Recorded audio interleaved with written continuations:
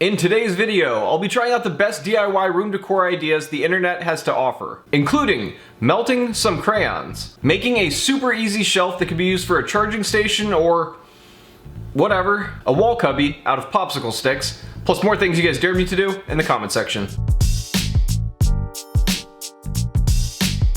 In the last video I asked you guys if you could have any superpower you wanted, what would it be and why? And boy am I glad you guys don't have superpowers. If you guys had the superpowers that you wanted, the world would be destroyed like immediately. Unless of course you guys do develop superpowers, in which case I was just joking and I am totally on your side. But since you guys came up with so many comments, I thought I'd ask another question. What is the dumbest way you've ever gotten hurt? It could be tripping over a game controller or accidentally headbutting someone when you're going in for a kiss. Be creative with your answers and put whatever you can come up with in the comment section. I'll be featuring 10 of my favorite in the next video. Now, let's get this thing going. For this DIY room decor idea, I thought we'd get a little bit arts and craftsy. This next life hack is one of the most popular DIY crafts that I've seen online. However, I'm kind of wondering if it's as easy as they say it is. First of all, I'm supposed to be attaching crayons to a canvas using hot glue and then using a heat gun to melt the crayons. They also claim you could use a blow dryer, which I think would be pretty inefficient. But I'm also kind of wondering if this is even going to work at all, seeing as how the hot glue could also melt and send these crayons dripping down the canvas. But something tells me I should probably not be so skeptical, seeing as how a million people have been posting about this online. I shouldn't be so skeptical. I mean, it makes perfect sense that this would work. I've just seen so many fake life hacks at this point, I can't help it. That being said, this may be the most basic life hack I've ever done.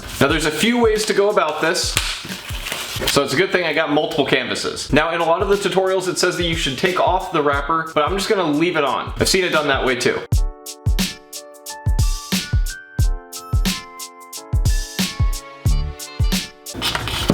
So now that I've got all my crayons lined up on this board, attached with hot glue, I'm going to now use a heat gun. Hopefully the crayon wax melts before the hot glue does, because otherwise these things are just gonna go everywhere, and not in a good artistic way. Okay, so I just unboxed my very first Wagner heat gun, and we're gonna find out how well this thing works.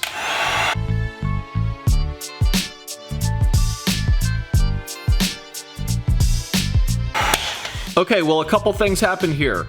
One, I got wax all over the place while I was doing that. And two, I just created probably the best piece of art I have in my entire house. I really like this thing, and I think this is actually worth hanging on the wall. Whereas most of the stuff I make is only worthy of being thrown in the garbage. But this actually looks pretty cool in my opinion. Also, I was very happy to see that the crayons actually stayed intact. I was worried that the heat gun was just gonna basically destroy them all, but they all seem to have stayed in place pretty well. And now my walls will be a little bit less bare. And that being said, we'll be on to the next life hack. For this next life hack, I've seen a lot of DIY phone caddies and charging stations, some better than others. But I had an idea that I thought might be better than hanging a plastic bottle from the wall. So I got my camera to find out. So recently for a life hack, I actually bought some of this really thin foam board. It didn't work out for its original purpose, but I thought I would try something else with this. I've seen a lot of DIY charging stations and phone caddies that are meant to support a phone near an electrical outlet. And I think I have an idea about how to make one that looks good, is easy to make, and does its job. So like I said, I'm just gonna be starting off with this foam board. You can buy this at any arts and crafts store or any place that sells school supplies like Walmart or wherever. And I'm gonna be using this box to trace out the shelf, which used to contain a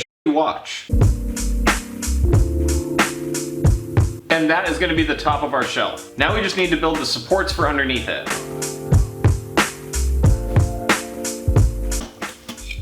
Now I'm gonna glue all these pieces together, and if you don't know how I'm gonna be doing that, that's okay. It'll be really easy to tell when I'm done.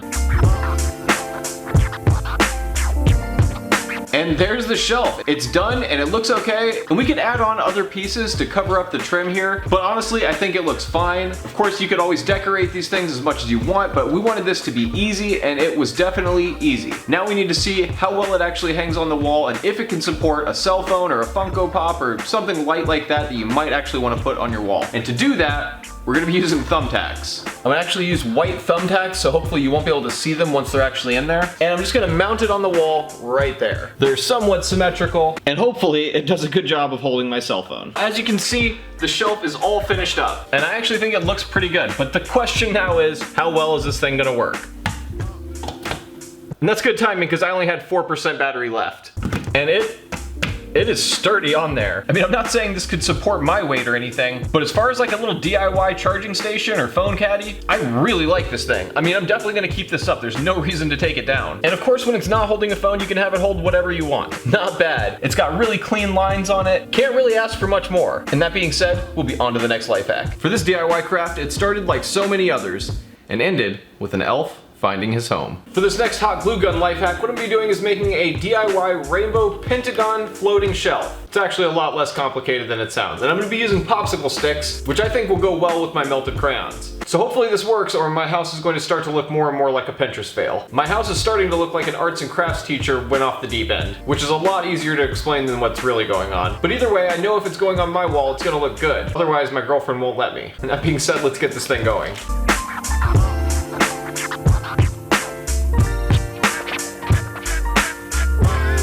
And it looks like this is as good of a place as any, and of course, it's not complete without a Funko Pop. Something tells me my girlfriend's gonna let me keep that up. And as an added bonus, I have a security guard, which is Dobby the Elf, who will now post up there every night and watch my back.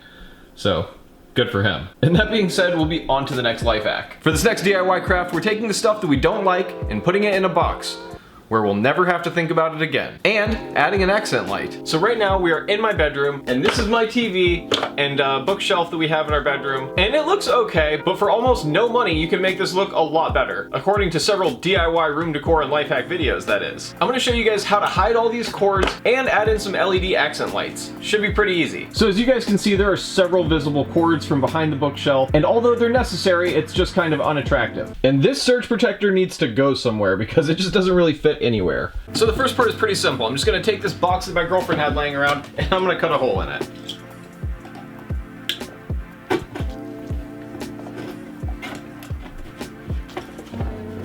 Ugh, it's like it was giving birth to this thing. Oh my god. But we got it through. Now I just place all the cords from the surge protector in the box. And everything fits perfectly. I just place everything up here and make sure that all my cords are tucked inside. Now I'm gonna take all the stuff that plugs into the surge protector and feed it through that same hole. Ugh, that barely fit in there. That's what she said. Now I'm just gonna get everything plugged back into the surge protector the way it was before. Pull all the cords as far as you can up into the box. Then you can close the lid on the box and plug in the surge protector. Next, I'm just gonna put these LED lights behind the books that are already in the bookshelf. I got these for $1 from the dollar store. Now, like I said, I'm just gonna set these lights behind the books. Now I'm just gonna take this folded up sheet and slip it right behind this thing. And now to keep this in place, I'm just gonna stick some thumbtacks into it. That's pretty much done. I'm just gonna push it back in place. And to help minimize these two cords, I'm just gonna put them together with a twist tie. All right, now I'm just gonna flip the surge protector and we'll see what it looks like. Wow!